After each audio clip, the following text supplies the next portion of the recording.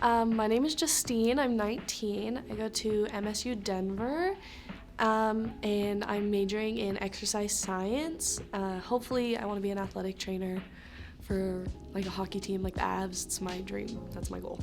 My childhood was pretty rough. I grew up in a broken home.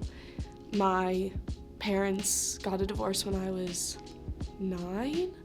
So I had a relationship with both my parents, and I knew that they weren't good for each other, and it fell apart, but it needed to. After they split up, me and my mom and my brother were living in a battered women's shelter for all of 6th grade, and I didn't let anybody know. No one knew, because I wanted to be the perfect person. Nothing was wrong. I didn't have mental health issues. I was living at home. I had both of my parents. Everything was fine. That continued throughout high school.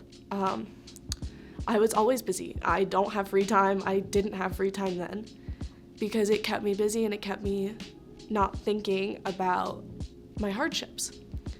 And then in the middle of my junior year of high school, my mom kicked me out and forced me to move in with my dad in Texas, who I hadn't spoken to in 5 years. So that was a big change. And I pulled away from everyone and everything.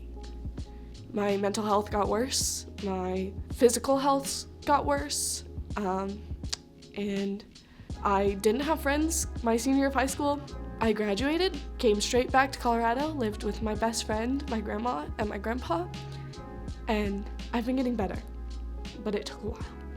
I mean, I grew up in church. I grew up in Flatirons. I was in kids ministry. I was in Controlled Chaos. I did Rev for 2 years, and no one knew, but I felt like if I was hiding it, then I was going to be okay, because no one had to worry about me.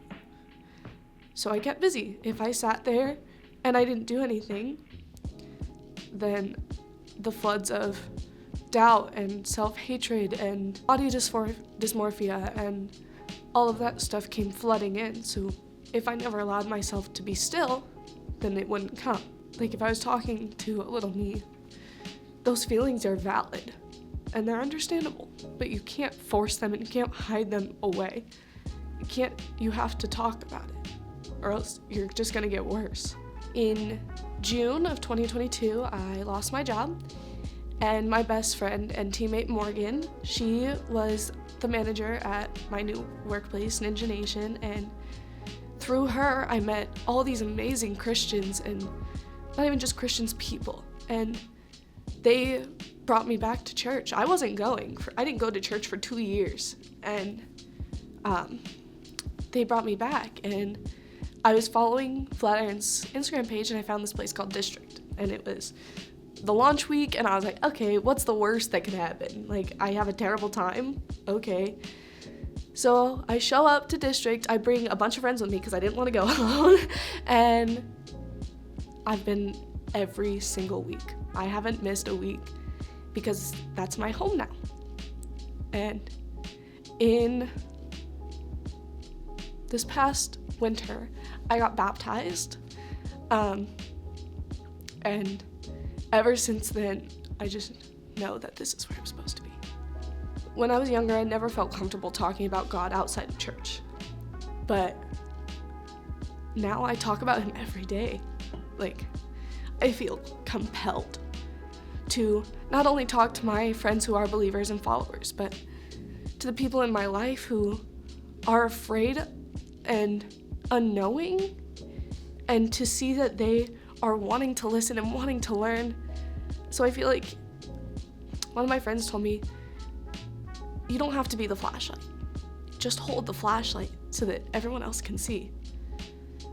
And so I feel like I'm just holding the flashlight. 10 years from now, I hope that I have the job of my dreams, and I'm going to church every week, and I'm a leader in youth ministry, and because I know how much those people have impacted me and still are impacting me, especially in college. Like, my leader, Lindsay, is insanely amazing. and I just want to be that for someone else. It's harder to go at something alone than it is to believe that someone loves you. Just believe and know that you are loved by someone more than a worldly person. He loves you for everything you are, everything you've done, everything you will be through. And his followers will love you right back.